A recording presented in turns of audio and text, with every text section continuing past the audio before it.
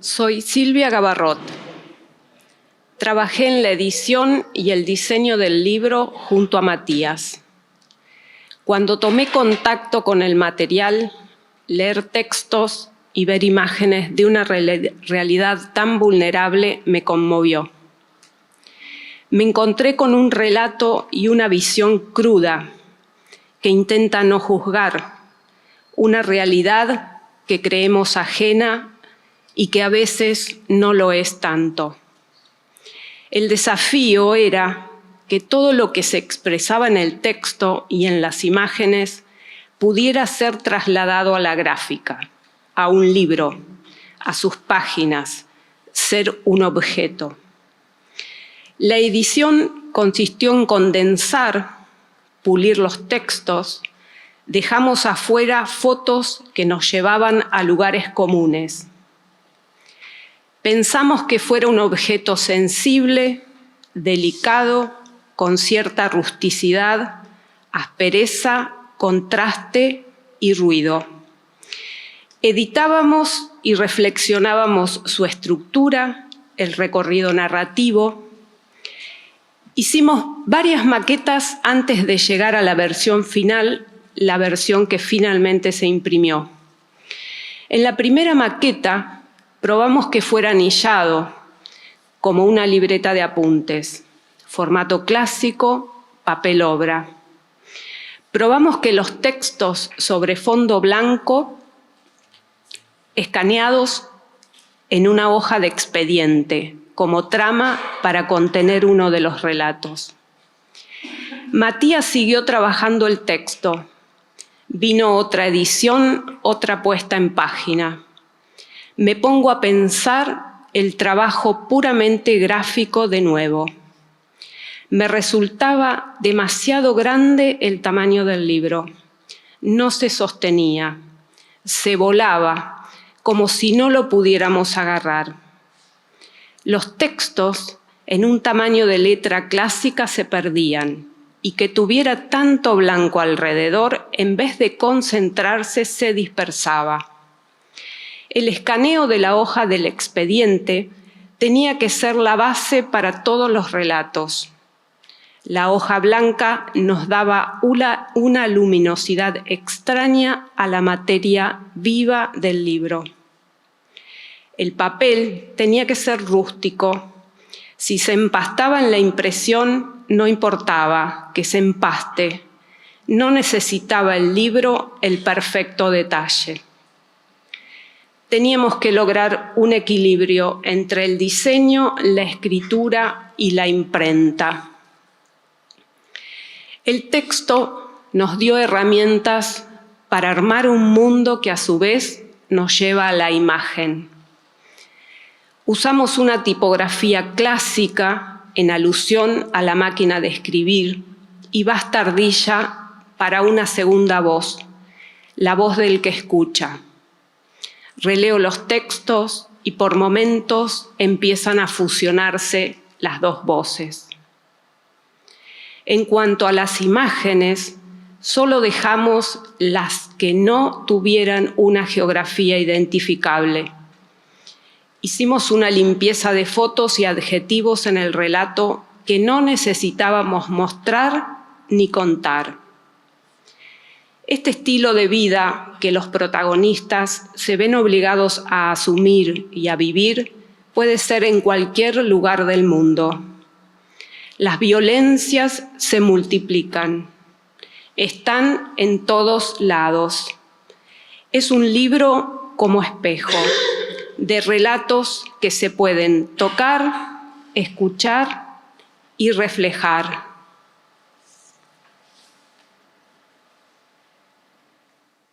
Yo soy Fernanda Restivo. Cuando sucede que la voz dice el texto, un cuerpo viene a respirar entre los signos. Nos trae la materialidad de su carne, su pertenencia al mundo, es un acto de comunión. La voz de peligro común, diagnóstico por imágenes, tiene carácter de origen. es testigo al mismo tiempo que se coloca en el punto ciego o mudo donde nace un discurso. Una voz que hace surgir lo sensible por encima de lo inteligible. Las voces de aquellos que dicen flotan largo tiempo como insolubles sin ahorrarte la conversión en una de ellas. O estás o te quedás afuera. Incorporar esa siempre extraña violencia, roto, intemperie, pedazos. La huella dolorosa de la expulsión se revela, alimentados de violencia. Un dolor sin límite se recoge por todas partes, diseminado. ¿Cómo diagnosticar el dolor? Se trata de una gran metáfora, una operación poética. Estamos en los expedientes, que son causas, que son jueces, que son archivos, que son voces archivadas. Este expediente abrocha títulos tan dislocados como cualquiera de las frases que aparecen. Esa es la operación que realiza esta escritura. Desarchiva voces, se mezcla con ellas en esta gramática de la dislocación. Si hubiera una gramática del dolor, podríamos decir que es la dislocación. La dislocación está en la estructura y en la retórica del libro. Está en la forma. Una expresión de carencia de articulación expresa, como dice uno de los textos, lagunas, memorias de un mundo que no funciona. O podríamos decir formas de lo roto.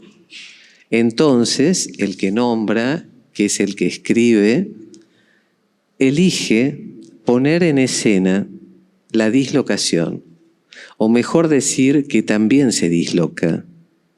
Cuando al entrar al verso me disloco, me duele el verbo, escribe Juan Gelman, y la dislocación en esta escritura se manifiesta así. Por ejemplo, quiero cazar.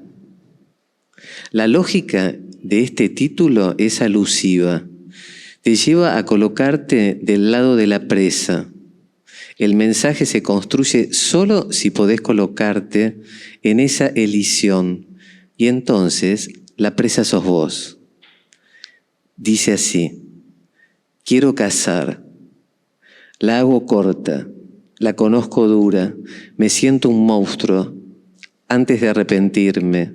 Trabaja para puta, es la joya más preciada. ¿Eso no es amor? Cuando no estaba, ¿qué te hicieron los camioneros?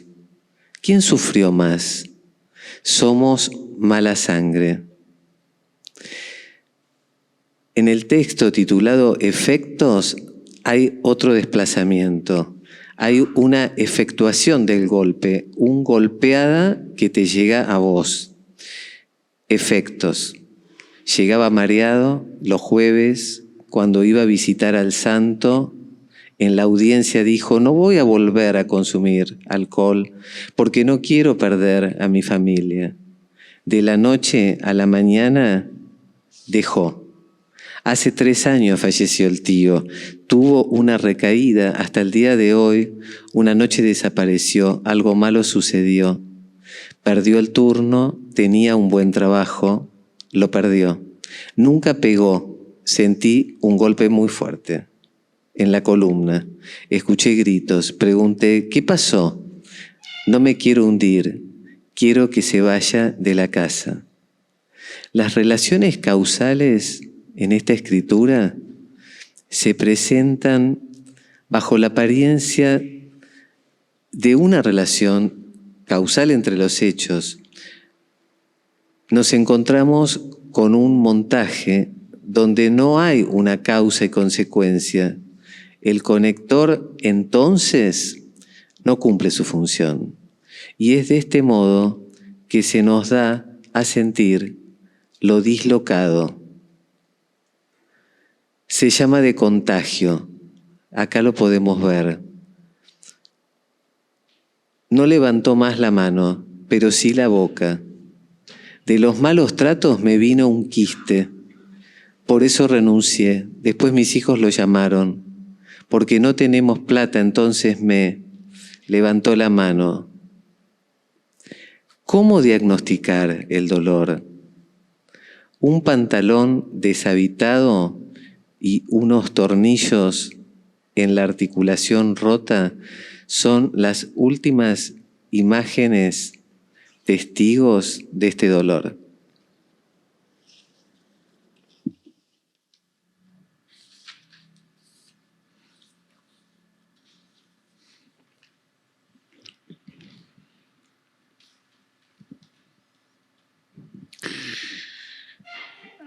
Mi nombre es Adrián Dambolena. ¿Cuál el peligro? Un peligro común nos lleva a algo compartido, que es común a todos. El mismo sintagma nos emplaza. Estamos dentro. ¿De qué común participamos? Peligro común nace del terremoto. Se nos dice, el movimiento sísmico de los suelos. La tierra se rotura en grietas que llegan hasta el abismo. Los pies sobre la tierra buscan adherirse a la superficie. Una corriente convulsa inunda al cuerpo. Las articulaciones temblorosas procuran recobrar el equilibrio de origen. La tierra deja de ser un lugar seguro. El suelo donde el cuerpo encuentra su anclaje vacila. ¿Dónde el punto de anclaje de lo que se oye cuando las violencias son llevadas a un espacio de escucha?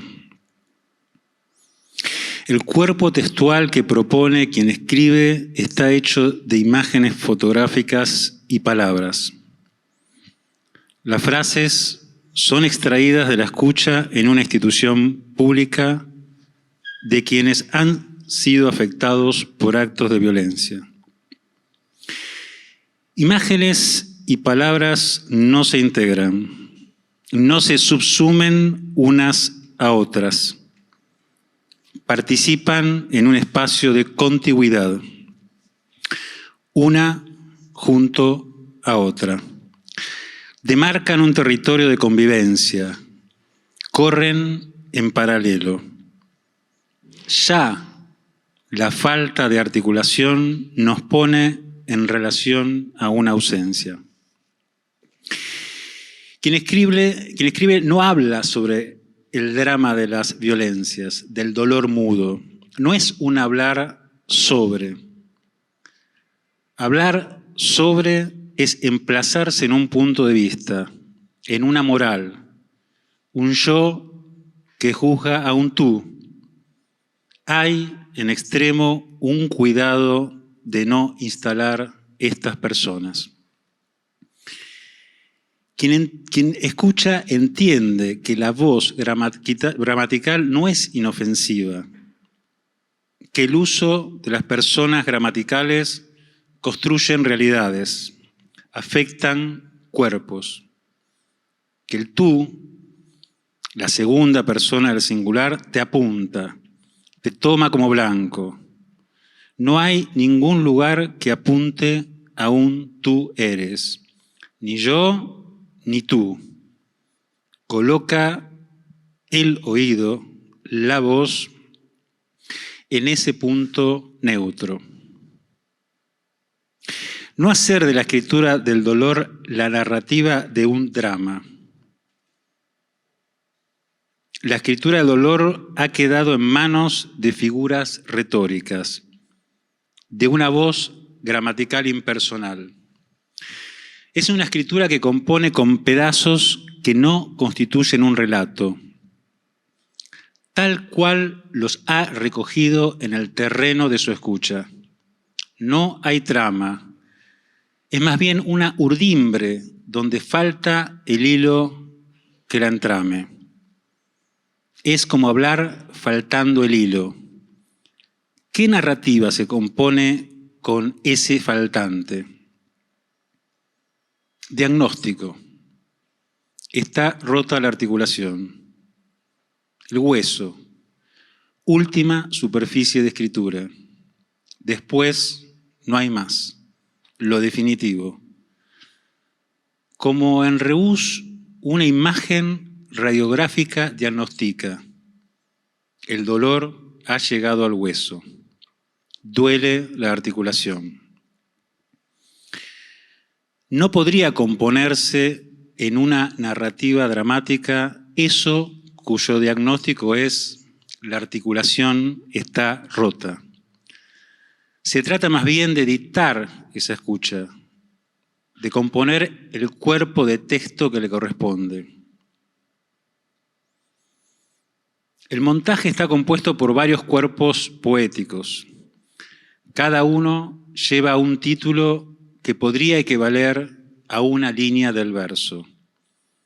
Guarda una relación de contigüidad con el resto de las frases, como si se precaviera de añadir un hilo de sentido que repare la trama.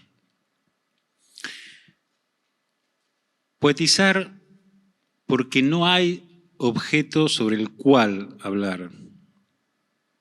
Poetizar es un modo de estar en la lengua dispuestos, como dice Austin, a que las palabras hagan cosas. Es una escritura performática porque no escribe sobre la ausencia de articulación, sino que la hace.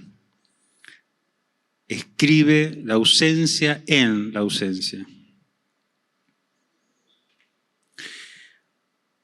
Hay que atravesar una zanja entre cada línea de texto. Quien escribe ha tomado registro de esa rotura de la tierra. Se priva de construir puentes que unan las orillas. Las deja ahí, donde las encuentra.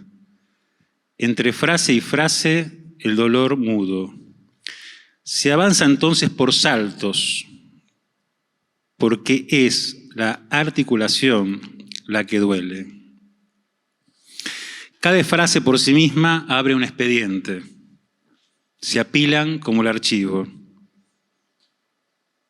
Leo. Separados no se puede. Yo no lo quiero a él. Tratar de bancarme las contradicciones. No lo quiero. No quiero depender. Como hay hija, hay que hacer las cosas correcto. Con el tiempo me puedo enamorar de la persona. Mi patrón me llevó a pasear. Mi papá es todo. Daría mi vida por él. No quiero saber nada de mi papá. Vendió la casa. Quemó una foto mía. Estar en lo sucesivo, una cosa, después otra. Dichos pedazos que se amontonan, que no llegan a construir un entramado. Un apilamiento que sufre el archivo que no da respiro. ¿Cómo decir el drama de la violencia sin producir el expediente? Lo que se reproduce y acumula. La lesión en la articulación inmoviliza. Una escritura que no progresa, como el expediente. Cada vez es otra vez, como si no terminara de iniciarse verdaderamente. Una imagen. La presencia de un yin, como habiendo sido arrojado al suelo, dibuja una contorsión que no soporta la anatomía de un cuerpo. salvo la de haber estado sometido a la dislocación de sus articulaciones. El cuerpo que habitó esa torsión está ausente. El cuerpo es todavía más material en aquella presencia que marca su ausencia. El que escribe no trata de restituir el cuerpo ausente del dolor, sino de vestirlo de desnudez. Lo que ha pasado por esa figura es una desnudez, la falta de trama. Quien compone realiza una operación poética, hacer pasar el cuerpo esa dislocación. La dislocación es el nombre de un desplazamiento, cuando el hueso se sale de su articulación. Se necesitan de una retórica que incorpore esa dislocación. Si el dolor llega al hueso, como dice el diagnóstico radiográfico, es que no ha habido tejido articulatorio que lo amortigüe. Si va al hueso, si se va al hueso, alguien va a adoptar el destino de la carne. El que escribe ha advertido este deslizamiento. Por eso ha buscado la forma de que en ningún sentido se encarne. Quien escucha es tomado por figuras retóricas. Las elipses, las sinécdoques, las metonimias, las metáforas. Necesita inventar un cuerpo artificial para hacer pasar ese punto neutro donde no hay articulación. Intentar una narrativa con esos pedazos de frase que no tejen una historia que amortigüe un dolor. En definitiva, lo que pasa en lo que ha pasado es un olvido fundamental de lo que no hay memoria porque no hay relato.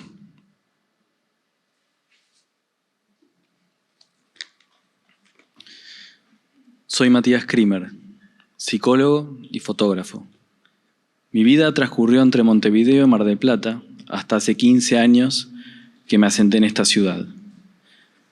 Trabajo hace 12 años en un dispositivo interdisciplinario en una villa de la ciudad de Buenos Aires que asiste a personas que están atravesando situaciones de violencia. Empecé a escribir este libro en el año 2017. Primero fueron las notas. Empecé a anotar las frases que funcionaban solas, frases que condensaban una tensión, frases despegadas de una historia personal, frases que golpeaban, frases que eran imágenes en sí mismas. Imágenes de pensamiento. Un pensamiento que se repite, se cierra, se desplaza, crece en las sombras y se contagia como un virus. Me fui por violencia, volví por dinero. Se metía bajo la mesa, ahora vive dentro del celular. Me peleo con uno y descargo con otro. Por ese entonces estaba leyendo un libro sobre cine de Deleuze que anunciaba: el cerebro es la pantalla. Una pantalla en la que se proyectan imágenes no editadas, imágenes que no arman relato, imágenes fijas superpuestas que no producen un encadenamiento en esa aceleración, sino más bien pura confusión. Una cosa sobre otra cosa, sin un enlace. No hay un curso de los acontecimientos, sino sus efectos. Puras afecciones. Luego fue el taller Clínica de Obra, coordinado por Victoria La Rosa, quien tuvo una certeza. Había que juntar esos textos con imágenes. Y también aportó una clave de escucha al material. Esto remite a la novela corta que mencionan Deleuze y Guattari en su texto 3 novelas cortas o qué ha pasado. En un fragmento lo dicen así: La novela corta tiene tan poco que ver con una memoria del pasado o con un acto de reflexión que juega, por el contrario, con un olvido fundamental. Se desarrolla en el ámbito de lo que ha pasado, pues nos pone en relación con un incognoscible o un imperceptible. Preguntarse qué ha pasado remite a una sensación de extrañamiento y perplejidad de lo que se escucha. Pregunta que no se interroga por el origen, sino por el movimiento. Un movimiento donde lo que pasa no deja de pasar. ¿Se estarán matando aquellos dos? Hace 3 años falleció el tío. Tuvo una recaída hasta el día de hoy. La trayectoria capturada en una gramática, en un tipo de movimiento donde el encierro crece.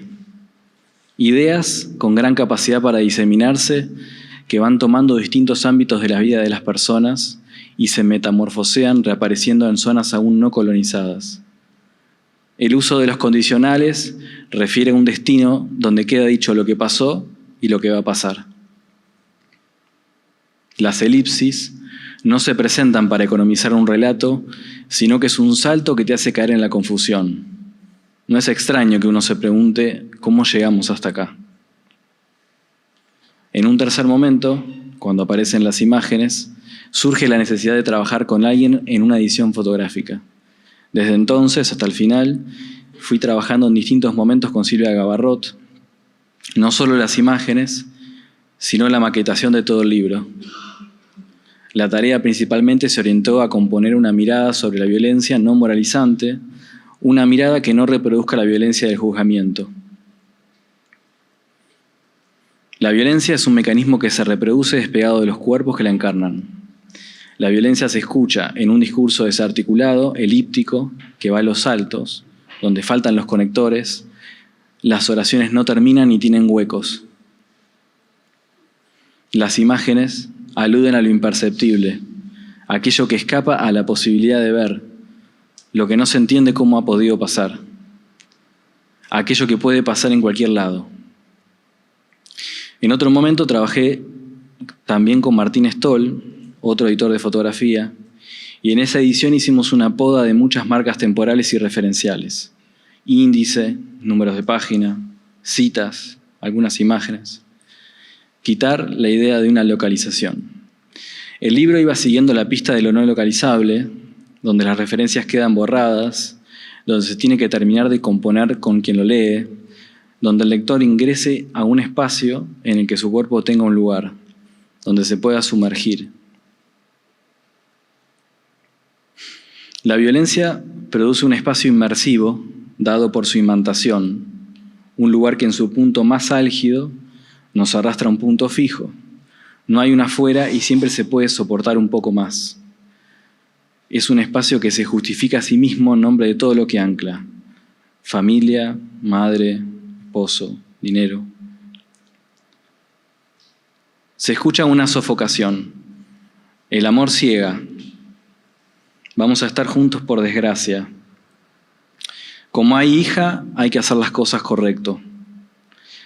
Se ve a una mujer caminando en la calle soportando una cruz gigante. Sin la iglesia, cualquier locura habría hecho.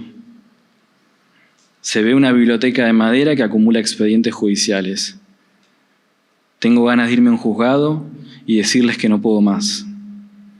La ilusión de dejar asentados los hechos. Se escucha el dolor crudo y su retirada. Ojalá no sea lo que pienso. Retiro lo dicho. Cuando tuve una versión del libro que creía final, le escribí a Marcelo Persia, enviándole el PDF del libro con una invitación a prologarlo. Me respondió un mail en el que terminaba diciendo: gracias por confiarme el fuego. El prólogo finalmente fue un epílogo porque había que ingresar al libro sin mediaciones. Y Marcelo escribió varias páginas donde hace un tratamiento del fuego, eligiendo una palabra para eso: martillazos. Pienso en el fuego y el martillazo como imágenes crudas y sin embargo hablan de una mediación humana. La etapa final fue junto a las editoras de Nocturna, quienes dieron lugar a este material luego de que Fernanda Restivo lo leyera.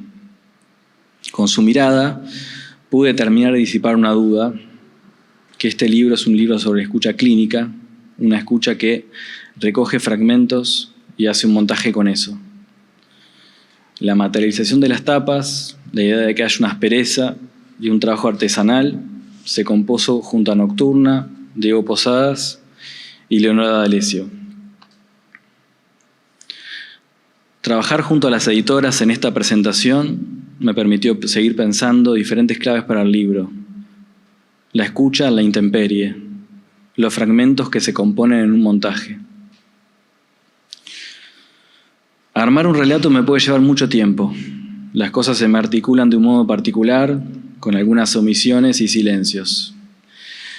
Este texto tuvo esta escritura porque Luciana Grande me ayudó a articular una historia donde yo solamente quería callar. En Peligro Común, diagnóstico por imágenes, todo el tiempo se escucha la naturalización de una amenaza. Zonas que se anestesian, insensibilizándose al dolor. Lo perturbador se familiariza. Sigo escuchando esas vidas, esas historias, todos los días, porque algo se ha familiarizado y algo no. Este libro es un intento de que lo perturbador no horrorice ni tampoco adormezca.